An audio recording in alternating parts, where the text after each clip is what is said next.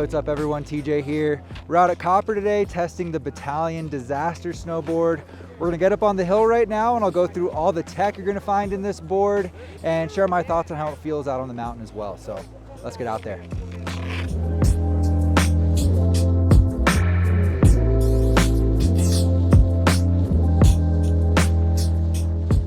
All right guys, so I spent a couple days on the Disaster here. I'm probably gonna use some clips from the last time I rode this board as well. And for reference, I wanna let you know I weigh around 150 pounds, I'm 5'10", and we're riding the Disaster 151. So the Disaster is gonna be a more playful, jibby snowboard on the Bataleon lineup, and it is a true twin. And has a full positive camber profile like you're gonna find in all Bataleon snowboards. The Disaster runs their mellow camber, so with positive camber profiles you can vary the degree of the bend, and you're still gonna get all the benefits of positive camber with this board, that more energetic, snappy, precise feel, but it's gonna be mellower and easier to manage than a more aggressive camber. Another thing you're gonna find in all Bataleon snowboards is their triple base technology, and the Disaster runs their jib focus triple base, so it's gonna have the widest platform in the nose and tail to balance and lean into butters and presses, as well as make it easier to lock into rails. So that center base is gonna be the widest, but the side base, the base and edge is still beveled up, so you're still gonna get that very catch-free, forgiving feel that you're gonna find in Bataleon snowboards. Has a really good feel for butters, making it very catch-free as you're sliding around on the snow, leaned into the tip or tail. And I think it also has a really good feel for jumps, making it catch-free on the takeoff, giving you a bit of a safety net if you pre-spin a little bit. The Disaster runs a biax fiberglass layup, so just two directions of fiberglass, making it a little bit mellower and more forgiving, something that you'd expect out of a jib-focused snowboard. And I think the biggest standout with that is that it has a softer torsional flex, which is gonna make it easier to do those fine-tuned maneuvers and give it a little bit easier turn initiation while sacrificing a little bit of responsiveness and also giving the board a more mellow flex. Other than that, you're gonna find their shock walls, so urethane infused sidewalls to give this board some dampening properties, help mellow out those harder hits and mellow out vibrations as you're out there cruising and exploring. And the last thing I wanna touch on is that this board runs their Super Slick X base. So it's a high molecular content extruded base, but all you need to know is that if you damage this board on a rock or on rails, it's gonna be easier to repair at home. It's gonna have more durable repairs with just a P-Tex candle, and it's also gonna be easier to maintain. You're not gonna have to worry about waxing this board as often to maintain a consistent glide out there. So has some good tech in it, but definitely a more mellow, playful, forgiving snowboard on the Bataleon lineup. And we're gonna get out here now, get some laps going, get this board in the park, hit some groomers, and just get a solid test out here. We'll check back in here shortly.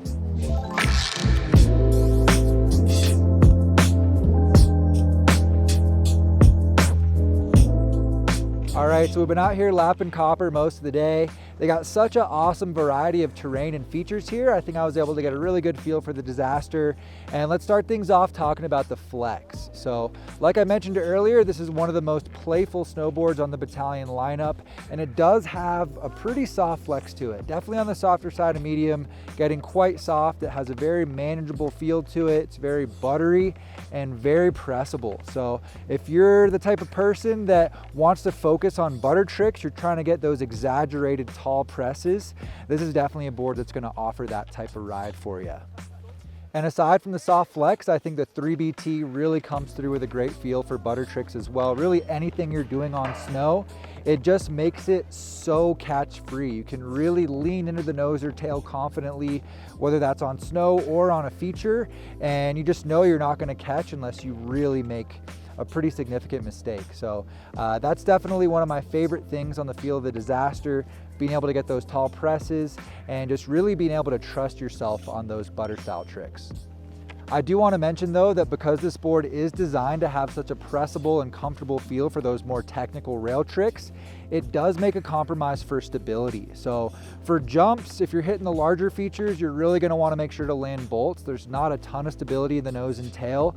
If you do land a little nose heavy or tail heavy, whether that's on a rail or a jump feature for that matter, it's pretty high chances that you're going to wash out. It doesn't have a lot of stability to help pull you back down onto the snow. So that's a compromise you're always going to be making with these softer, more pressable style snowboards. As far as carving goes, this board is definitely not a high-speed charger. As you get it up to higher speeds, you're gonna start to find a little bit of chatter in the nose and tail. It's gonna get a little bit squirrely, not gonna have a super stable feel. The camber does help keep it a little bit more locked in and in control, but at the end of the day, with the soft flex in this snowboard, it's not gonna be the most capable for like all mountain, more aggressive exploring. Still plenty fun for cruising between park laps, but when you start to push it, I think you're gonna notice the compromise that you're making with stability. And something else that kind of relates to that is the waist width. So this is actually a fairly narrow snowboard. At the 151, you're gonna find a 24.8 centimeter waist width. So when it comes to carving, that's gonna be a little bit limiting for those more aggressive edge angles. If you're trying to do Euro carves and things like that, you're gonna be a little more likely to catch your toes or your heels. That was something I ran into today, trying to do a more aggressive heel side carves. As far as the side cut goes, it's a 7.6 meter side cut radius on the 151. So pretty average side cut, gonna feel good at a wide variety of speeds. I think the limiting factor when it comes to making turns is gonna be the stability. You are gonna find a decent bit of pop in the Disaster with that overall full positive camber profile. But with these softer flexing, more jib focused boards, you're not gonna get as much pop as something else with a stiffer flex and like carbon built into the layup, just because you're not able to hold as much tension in it. But I don't think that's gonna hold you back at all out here, especially if you're doing more jib focused riding. I know some of you guys are gonna ask, and if you do decide to take this board in powder, really not gonna offer any benefit for you. At the end of the day, it's a true twin park board. It runs a full positive camber profile. That triple base might help a little bit compared to other park twins, but doesn't really have anything built into it to offer extra flotation. Overall, the Disaster is gonna come through with that very pressable, easy to control feel to it. It's a lot of fun for butters and focusing on flat ground tricks. Has a great feel for progression on that side of things, as well as those more technical rail tricks. So if you're trying to do that kind of stuff on your snowboard, this is gonna be a great choice, but definitely makes a compromise when it comes to stability, particularly as you start to get up to higher speeds, hitting bigger features and hitting larger jumps. So I think for really just early park progression, this is gonna be good for everything and it's not gonna hold you back. But as you start to step up the size of the features, you're gonna start to find the limitations of the snowboard. At the end of the day, I think this board's gonna be a great choice for more beginner riders or someone who's just getting into those early stages of park progression.